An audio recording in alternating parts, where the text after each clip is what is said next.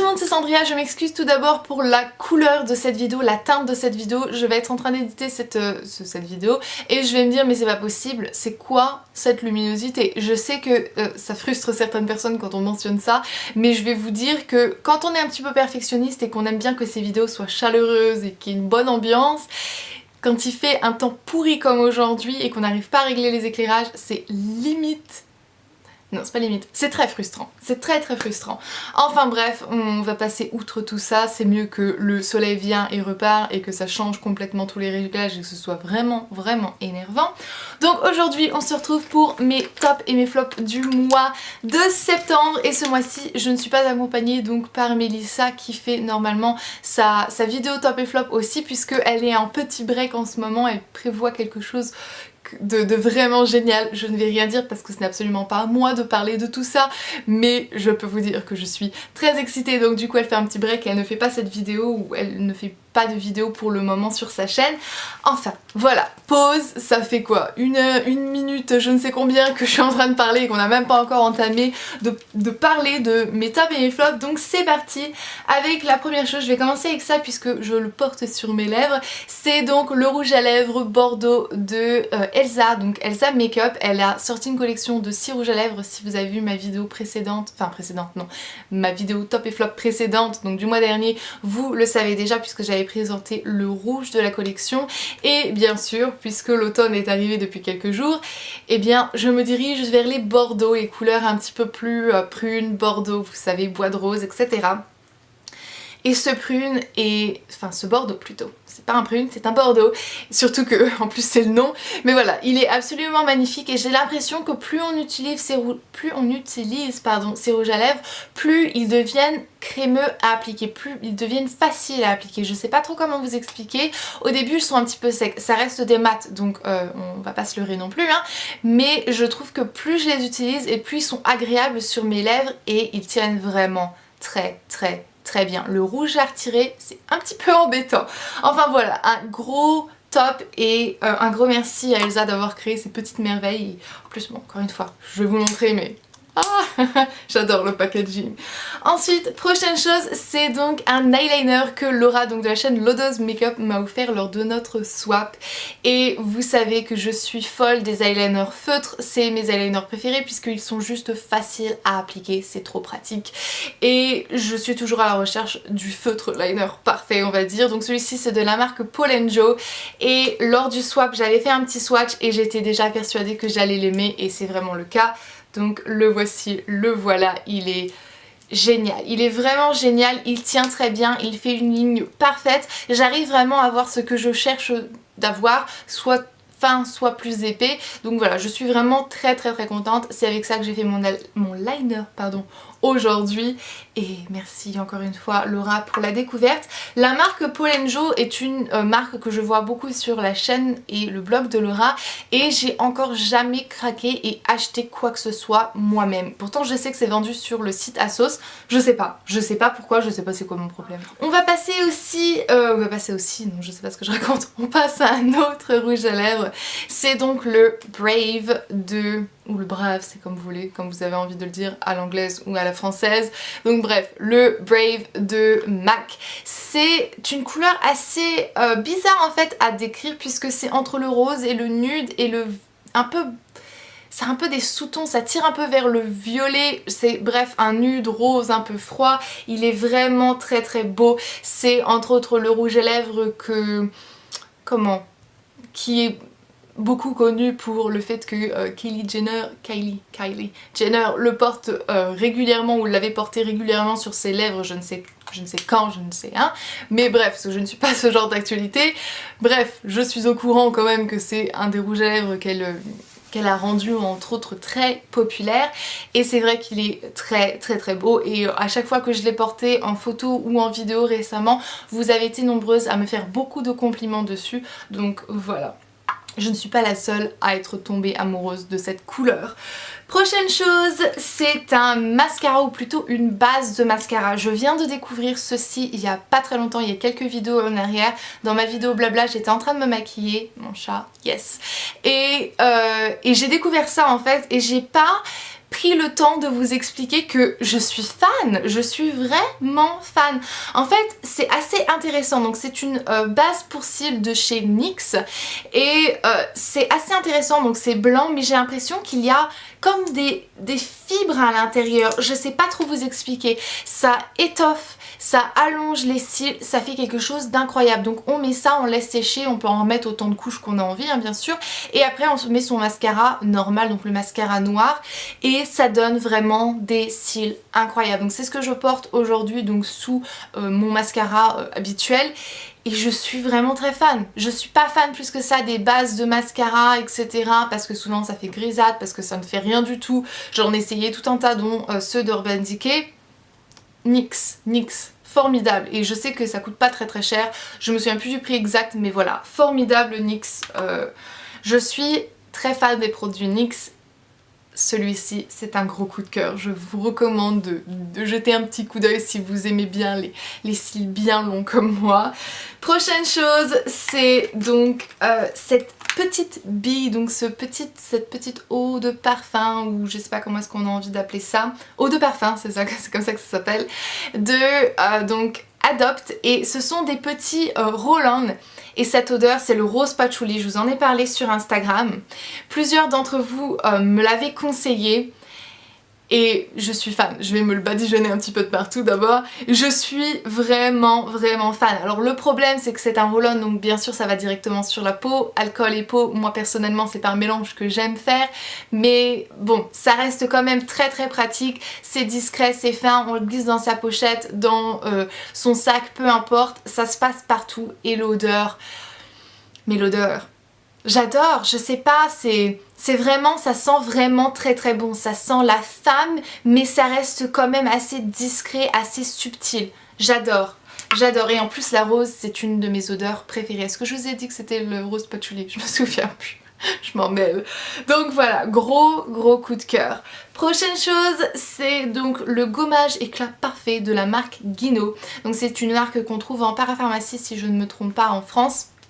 Et c'est donc un exfoliant ou un gommage qui est très délicat, qui est un peu comme une...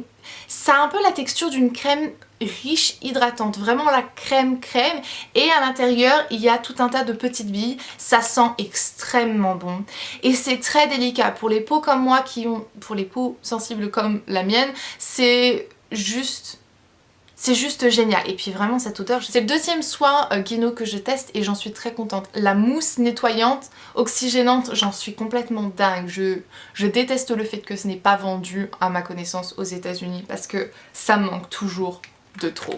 Et ensuite, et c'est ça qui va faire... Ah non c'est pas vrai. Donc j'ai un autre produit avant mon dernier produit top. Donc c'est le vernis que je porte maintenant sur mes ongles. C'est un vernis de chez Butter et c'est le Tata. Ça me fait toujours rire. Bref, le nom me fait rire. Mais enfin bref. C'est un vernis que j'ai souvent vu sur la toile et que je n'avais jamais acheté. J'achète que très peu de vernis London Butter. Butter London plutôt. Qu'est-ce que je raconte?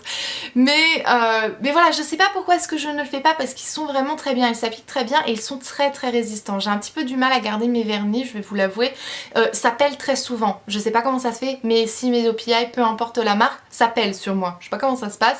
Celui-ci reste vraiment très bien, ça fait plusieurs jours que je l'ai. Ça s'écaille un tout petit peu, là j'ai vu que ça a commencé à s'écailler, mais c'est 3 fois rien et c'est pas voilà, c'est pas un truc qui va me faire vouloir retirer mon vernis complètement et la couleur est très jolie. Pour l'automne c'est le style de couleur que j'adore, ça tire un petit peu sur un gris mauve je ne sais quoi, un taupe, c'est un peu un mélange de tout un tas de couleurs, c'est super beau, donc vraiment très satisfaite. Dites-moi si vous êtes quelqu'un qui connaît vraiment très bien les Butter London, si vous en avez pas mal chez vous et si vous êtes toujours satisfaite de cette tenue-ci parce que voilà, c'est mon 3e il me semble et je sais pas, celui-ci est tellement bien, la tenue est tellement bien que j'ai un petit peu envie de craquer un peu plus alors que j'en ai absolument pas besoin. J'ai trop de vernis, trop de vernis. Ça sert à rien d'avoir autant de vernis que ça parce que je les mets pas. J'ai tendance à rester sans vernis en plus. Finalement, mon dernier produit que je vais vous montrer, c'est un petit peu entre le top et le flop. Vous l'avez déjà vu dans ma vidéo donc du mois dernier. Et c'est donc les rouges à lèvres Meet Matte de chez The Balm. Je les adore toujours autant. Texture, couleur, application, tenue, etc. Sensation sur les lèvres, génial. Je vous avais déjà parlé, je sais pas ce qui s'est passé avec mes lèvres, j'étais là...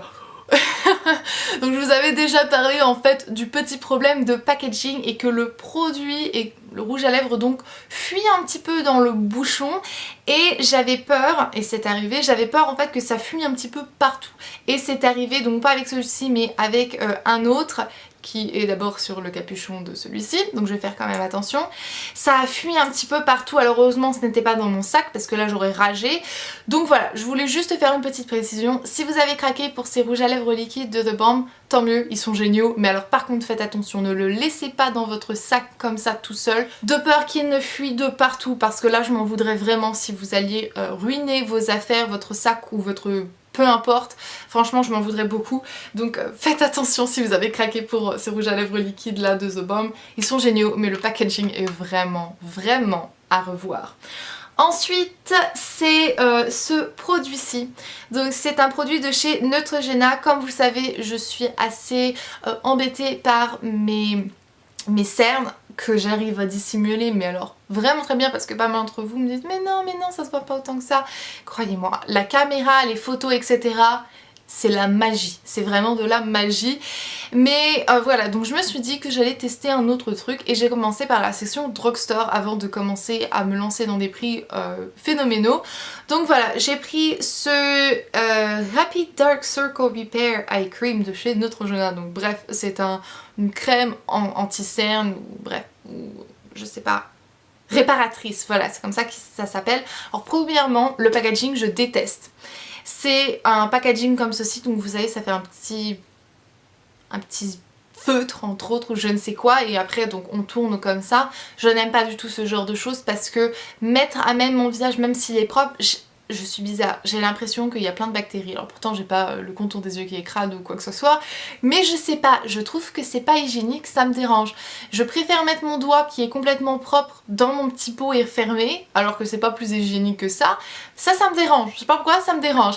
En plus de ça, bon bah il faut tourner pendant une demi-heure pour avoir la gouttelette de produit qu'on cherche à avoir pour faire le contour de nos yeux. Et bah finalement... j'ai pas vu de résultat. J'ai utilisé pendant tout le mois de fin d'août et une grosse partie du mois de septembre avant que je me dise laisse tomber, ça sert à rien, pourquoi est-ce que tu continues à appliquer ça. Applique ta crème Kiehl's et tu seras tout autant, voire beaucoup plus satisfaite.